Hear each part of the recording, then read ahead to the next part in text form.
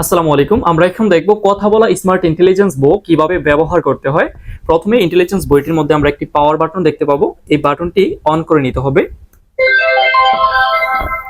আমরা বইটি ওপেন করলেই পেয়ে যাব এই ধরনের ইন্টারফেস। এখানে রয়েছে একটি হ্যান্ড বাটন। এই বাটনটির মধ্যে প্রেস করে নিতে হবে।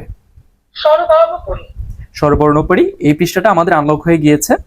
শরিয়া শরিয়াতে অজগর শরিয়া শরিয়াতে আম। এখানে আমরা উপরে দেখতে পাবো বেশ কয়েকটি বাটন। তার মধ্যে রয়েছে কোয়েশ্চেন বাটন।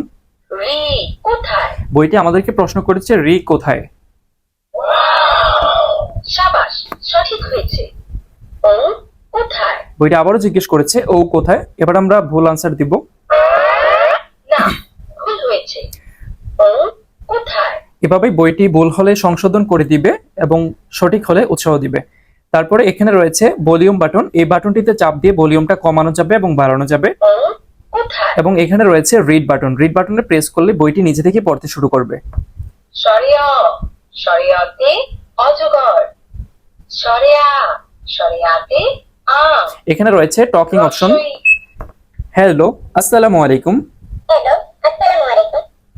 তার পরবর্তী পৃষ্ঠার মধ্যে রয়েছে ব্যঞ্জন বর্ণ।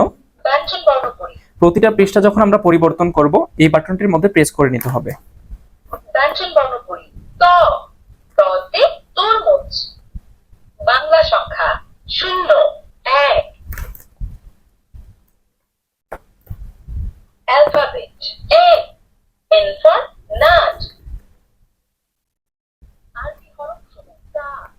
তাতে তুফাহুন। তুফাহ ইসলামিক গজল।